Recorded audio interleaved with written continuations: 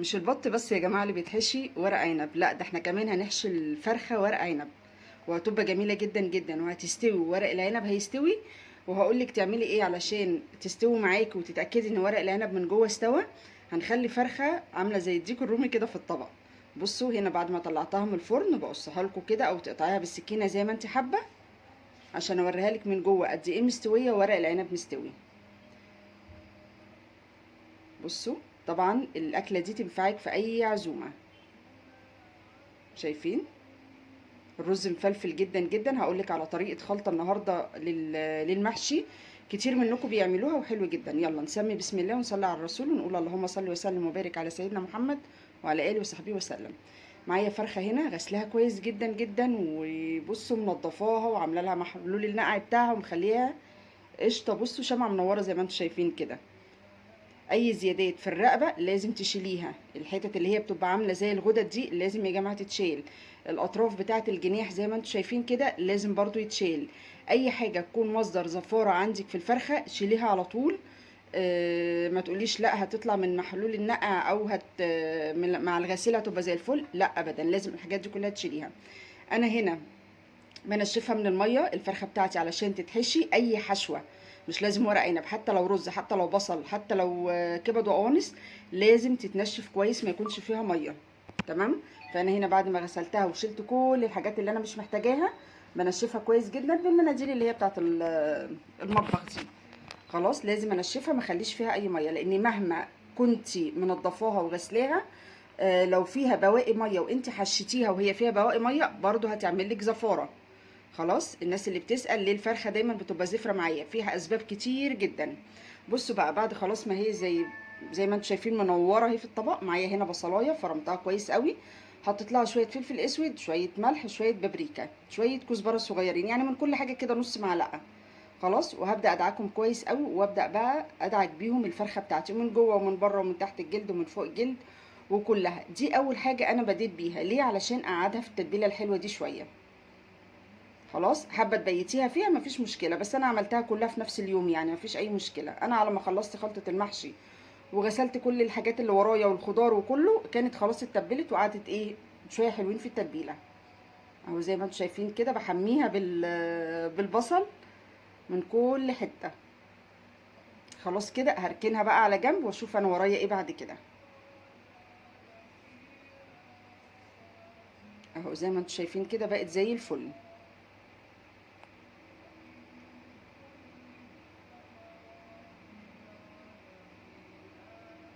الجزء ده كله بقى هقفله لان الراجل كان فاتحها لي فتحه يعني ما يعلم بها الا ربنا، فانا هظبطها في الاخر ما تقلقوش.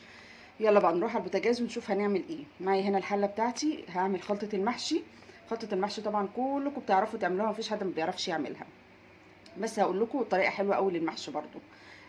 معايا هنا قطعه من الليه، والليه عايزه اقول لكم بتخلي المحشي بصوا في حته تانية خالص. في ناس بتحبها، في ناس ما بتحبهاش، في ناس تختلف معايا، براحتكم خالص. انا بوريكم الطريقه بتاعتي. انا بعمل يا اما بالدهن اللي هو بتاع اللحمه، بتاع الدهن الجاموسي او العجالي يعني، او بالليه بتاعه الخروف. بقطعها حتت صغيره كده واسيبها تسلي. تنزلي بقى عليها بمعلقه سمنه او بمعلقه زيت اللي يريحك. حابه تستغني عن الليه خالص وتستخدمي زيت سمنه براحتك برضو، بس عايزه اقول لكم ان بتودي لك المحشي في حته تانية خالص. جربيه ان شاء الله هتدعيلي. يلا نزلت بكميه حلوه قوي من البصل، والبصل ده انا فارمه معاه قرنين فلفل حامي. ماشي احنا بنحب المحشي مشطشط شويه، فطبعا ده اختياري. فانا فارمه مع البصل قرنين فلفل كده، وهبدا ايه اشوحهم مع الماده الدهنيه بتاعتي بقى اللي انت ايه هتختاريها. ما حطيتش البصل كله، سبت جزء كده على جنب هقول لكم هنعمل فيه ايه. يلا هبدأ اقلب كده لغاية لما لون البصل يديني للون الذهبي. خلاص هبدأ انزل بمعلقة من هريسة الشطة اللي انا مفرزاها. عايزة اقول لكم الهريسة دي بقى لها سنة معايا زي الفل يا جماعة. عامله لكم فيديو على القناة، ارجعوا شوفوه لو انتوا حابين ايه تعملوها بطريقتي. طريقة ناجحة جدا، بتقعد سنة سنتين ولا بيحصل لها اي حاجة. بصوا لون البصل بقى فظيع جدا.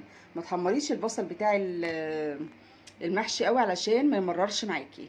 هنا بقى في ايه خطوه اختياريه خالص براحتك خالص. حطيت على طرف المعلقه كده فصين من الثوم، بيودوا لي الريحه بقى في حته تانية بصوا فظيعه. حابه تحطيهم حطيهم، مش حابه براحتك. خلاص هما فصين اتنين بس، وشم بقى احلى ريحه تسبيكه. يلا معايا هنا طماطم طلعتها من الفريزر، دي برضو كنت مفرزاها وطلعتها كده وحطيتها، وشكرا على كده. مش هحط سكر لاني انا اصلا وانا بفرز الطماطم حاطه لها سكر.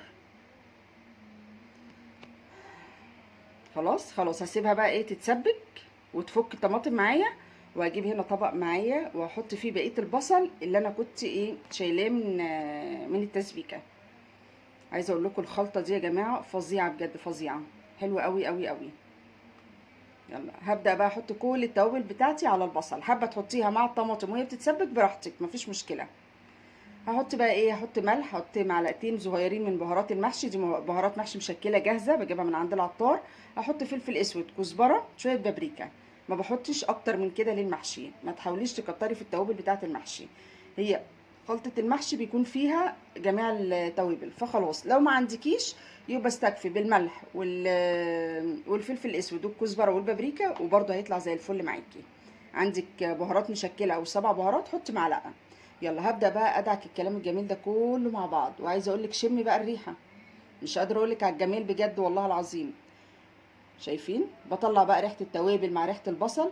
وهنا الرز بتاعي انا مصفياه كويس قوي قوي، ما فيهوش ولا نقطه ميه. في ناس طبعا تختلف معايا وتقول لي لا احنا بنحب نحط الرز على التسبيكه في الاخر خالص علشان ايه يتبخر. براحتك حطيه مفيش اي مشكله، ده حلو وده حلو، الاتنين حلوين. هحط بقى معلقتين من الصلصه علشان ايه يدعموا لي اللون مش اكتر، يعني حابه تستغني عنها استغني مفيش مشكله. واحط هنا ايه شويه صغيره من النعناع، وابدا بقى ادعك الكلام ده كله. والله يا جماعه ريحه فظيعه. بس وادي الخضره بتاعتي عباره عن ايه شبت كزبره بقدونس، واقلبهم كلهم مع بعض. والتسبيكه بتاعتي خلاص اتسبكت الطماطم خالص، ما حطيتلهاش اي حاجه غير البصل والثوم والشطه. وهبدا بقى انزل بيها على الرز بتاعي والخلطه الجميله دي. زي ما قلت لك حابه تحطي الخلطه على التسبيكه بتاعتك بتاعت الطماطم على النار اخر 5 دقايق كده تدي لها تشويحه براحتك مفيش مشكله، دي حلوه ودي حلوه. بس جربي الطريقه دي ان شاء الله تعجبك جدا جدا. اهم حاجه ان الرز ما يكونش فيه ولا نقطه ميه عشان يطلع مفلفل معاكي. شايفين بقى اللون فظيع، بصوا ريحه ولون وفلفله رز مفيش بعد كده بجد. والرز بيطلع جوه المحشي مفلفل ومستوي وزي الفل، ولا معجن ولا اي حاجه. يلا بصوا بقى المحشي اللي هعمله النهارده. معايا هنا بتنجان ومعايا كوسه ومعايا فلفل ومعايا ورق عنب، ما جبتش كرنب بصراحه اصلا الناس لسه قافله. بصوا بقى البتنجان ده انا كنت جايباه ومقوراه بقاله حوالي 3 4 ايام في التلاجة متقور، ما بيحصلوش اي حاجه زي ما انتم شايفين زي الفل. ماشي، اهم حاجه ان انت ما تغسلوهوش. بمعنى ايه يعني، انت لو حابه تجيبي بتنجان وتجهزيه في التلاجة قبليها ب3 4 ايام مفيش مشكله، هتجيبيه وتقوريه وتشيليه في كيس في التلاجة من غير ما تغسليه، من غير ولا نقطه ميه عشان ما يعفنش معاكي. والكوسه برضو نفس القصه عملت فيها كده. تغسليه امتى بقى؟ عند الاستخدام على طول. يعني خلاص انا هعمل محشي النهارده طلعته ورحت غسلاه كويس مره واثنين وثلاثه وعشرة. بصوا يعني اكيد مش هطول معاكم الغسيل لان طبعا ايه كلكم شاطرين في الحاجات دي وانا مش هطول الفيديو اكتر من كده. وحطيته يتصفى في مصفى، اهم حاجه ان هو يكون متصفي. وادي هنا هحشي بقى ورق العنب. ورق العنب ده انا برضو كنت مفرزاه في الفريزر، طلعته يا دوبك سلقته وزي الفل معايا اهو. وهبدا الفه بالطريقه العاديه، تلف بقى على ايدك، تلف على طبق، تلف على الرخامه، كل واحد وليه طريقته وكل واحده وتعمل اللي يريحها يعني. بصوا انا بلفه بالطريقه العاديه. طبعا حبايبي العرايس الجداد بيتلف على الناحيه الخشنه، والناحيه الناعمه بتكون بره وبتلفيها. ما تكتريش الرز علشان ما يطلعش من الورقه وما يفتحش معاكي، وفي نفس الوقت علشان يستوي ويبقى مفلفل. بس هحشي بقى الكميه كلها. وحشيت هنا البتنجان والكوسه والفلفل، هبدا بقى احط لهم الشوربه المناسبه بتاعتهم واحطهم على النار واسيبهم يستوي. وادي ورق العنب حشيت، وادي الفرخه بتاعتي اتبلت، وهبدا بقى ايه ادخل ورق العنب جوه الفرخه. ما بحاولش اجيب معاكم كل التفاصيل بالظبط علشان بس الفيديو ما يطولش معاكم. بصوا بقى، وهبدا بقى ادخل ايه زي ما انتم شايفين كده ورق العنب، بس ما تكبسهوش. ليه؟ علشان كل واحده تستوي معاكي كويس قوي. خلاص، لان طبعا الرز اللي ني فلسه هيستوي فهيزيد معاكي، فانا عايزاه ياخد نفس سوى الفرخه. عايزه اقول لكم الطريقه دي فظيعه يا جماعه. كل الدهون اللي في الفرخه بتنزل جوه ورق العنب، بتخليه بصوا طعمه رهيب بجد. يلا هبدأ بقى هنا برضو احط كام واحدة كده تحت الجلد، كام واحدة عند الرقبة، عند الوراك كده، الحتت الفاضية.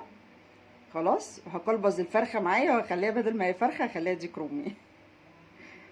بس ما تكتريش زي ما قلتلك علشان يستووا معاكي، دي اهم حاجة في التسوية. بصوا بقى معايا ايه، معايا هنا شوية شوربة. الشوربة حمرا ليه يا هدى؟ حمرا علشان انا حاطه لها معلقة صلصة من التسبيكة. خلاص، ومقلباها بتخلي لون المحشي حلو قوي قوي قوي. وحطيت لها هنا شويه شوربه جوه المحشي جوه الفرخه علشان ايه برضو يستووا فيها. وهبدا اقفل كده باي خله او اي عصايه شيش طاووق، وهبدا اكتف الرجلين كده زي ما انتم شايفين، علشان بس ايه شكلها يبقى ايه بنت ناس كده وحلوه وهي متحمره بحته فتله بس مش اكتر. لان زي ما قلت لكم الراجل قطع للجزء اللي تحت كله، فما فيش مكان ادخل فيه الرجل اصلا. فما فيش مشكله، هنتصرف يعني. قفلتها كويس قوي من تحت، وقفلت اهو الرجلين بتاعتها، وشكرا على كده وبقت زي الفل. بصوا بقى معايا هنا الكيس الحراري، انا مش هسلق ولا اي حاجه. معايا الكيس الحراري، الكياس دي ممتازه يا جماعه وصحيه وما تقلقوش منها، وبستخدمها في حاجات كتير جدا، لحمه، فراخ، حمام، بط، بصوا في حاجات كتير قوي. ولازم احط لها شويه دقيق كده ابدرها بيها علشان جلد الفرخه ما يلزقش جوه الكيس. نقطه مهمه قوي. هبدا بقى ادخل الفرخه زي ما انتم شايفين. طبعا الاكياس دي في منها احجام، في منها بتاع البط وبتاع الديك الرومي، وفي منها بتاع الفراخ، يعني في منها احجام. فهتلاقيها عند بتاع اللي هو الاكياس البلاستيك والاطباق الفويل والحاجات دي يعني. بصوا بقى معايا هنا شويه صلصه، حاطه لهم شويه زعتر صغيرين، وحاطه لهم شويه كمان فلفل اسود صغيرين، وهبدا ادهن بيهم الفرخه كلها. طب ليه ما دهنتهاش قبل ما احطها جوه الكيس؟ علشان انا لو دهنتها، الكيس اصلا صغير مش كبير، فلو دهنتها وحطيتها جوه الكيس هلاقي الصلصه كلها اتمسحت في الكيس. فانا بالنسبه لي دي كده كويسه يعني. فيعني ما تضايقوش قوي يعني، كلها حاجات بسيطه، اعملي اللي يريحك وكلها ان شاء الله تطلع نتيجتها حلوه. يعني حابه تدهنيها قبل ما تدخليها في الكيس مفيش مشكله، حابه تعملي زي كده برضه مفيش مشكله، الاتنين ناجحين والاتنين زي الفل يعني. طبعا طول ما احنا شغالين يا جماعه الاذكار في لساننا على طول، نسمي بسم الله في كل حاجه. والله الاكل بتاعك هيطلع زي العسل ونفسك هيطلع حلو قوي. خلاص عملتها ودهنتها كده، هروح بقى لفاها وربطها، وبيجي معاه رباط كده صغير كده اهو بيتلف بيه. وخلاص كده، وهدخلها على الفرن. هحط بس شويه ميه في الصينيه، وهفتح الكيس فتحتين علشان البخار طبعا ما يخليش الكيس يفرقع. وبصوا بقى، الناس اللي بتقول الفرخه بتطلع عامله زي المسلوقه، انا هقول لك اعملي ايه. ما تستنيش خالص لما الفرخه تستوي واخر 5 دقايق تروح فاتحه عليها الشوايه، لا. انا قبليها بنص ساعه بفتح الكيس وبحطها تحت الشوايه، وانا برضو مشغله البوتاجاز من تحت، فبتخلي الفرخه كلها احمرت معايا وما فيهاش طعم المسلوق، فاهمني؟ يعني هدخلها عادي. وبصوا ده شكلها بعد ما طلعت في منتهى الجمال. قبل ما اطفي بنص ساعه بروح فاتحه الكيس وسايباها بقى، يعني بفتح الكيس وسايباها. وقبل ما تشيليها شغاله عليها الشوايه. عايزه اقول لكم ان هي كمان بتتحمر من غير شوايه، يعني دي انا والله العظيم ما فتحت عليها الشوايه، هي اللي اتحمرت كده لوحديها. هو الكيس ما شاء الله بيحمر، بس لو ما اتحمرتش معاكي فشغال الشوايه مفيش مشكله. وزي ما انتم شايفين طلعت اهي. طيب خدت قد ايه في الفرن الفرخه دي يا جماعه؟ 2 كيلو. خدت ساعه، اقل من ساعه ونص، يعني ساعه وربع كده، ساعه وتلت ساعه في الفرن. تمام. بصوا بقى اللحمه بتاعتها مستويه جدا جدا جدا. ورق العنب زي الفل معايا، بصوا مفلفل. بصوا عايزه اقول لكم ادي الصدر بوريه لكم ان هو بيبقى اكتر مكان في الفرخه ناشف، لا عايزه اقول لكم طري جدا جدا جدا. والمحشي طبعا بتاعي استوى، اللي هو الكوسه والبتنجان، هنسويه بالطريقه العاديه جدا، مفيش اي مشكله يعني. محبتش اصوره معاكم. بصوا هنا هوريلكم بس ورق العنب من جوه الرز مفلفل ازاي، هو سخن طبعا مولع. بصوا عايزه اقول لكم انا مبحبش اشتغل بجلافزات خالص، بس مشكله ان انا في جرح في صباعي فمش بتعرض للميه كتير يعني، فعلشان كده بس لابسه الجلافز حتى بعد ما خلصت. فربنا يا رب يعافينا جميعا. بصوا في منتهى الجمال، حلوه وسهله وبسيطه. وجربيها وقولي لي ايه رايك فيها. يلا بقى، لو لغايه دلوقتي ما حطيتش لايك حطي لي لايك، خلوا يا جماعه الفيديو يترفع، شجعوني ان انا انزل فيديوهات تانية. بصوا، ولا المحشي فك معايا ولا اتهرى ولا اي حاجه. بصوا كله صباع طالع لوحده كده مخاصم التاني. اهو. يا رب الفيديوهات تكون بتعجبكم، ويا رب القناه كلها تعجبكم. اي وصفه هتلاقوها ان شاء الله، اكتبوا بس الوصفه اللي انتوا عايزينها، واكتبوا اسم القناه، ان شاء الله هيطلع لكم الوصفه على طول. انا عامله وصفات كتير جدا، خدي لفه كده في القناه.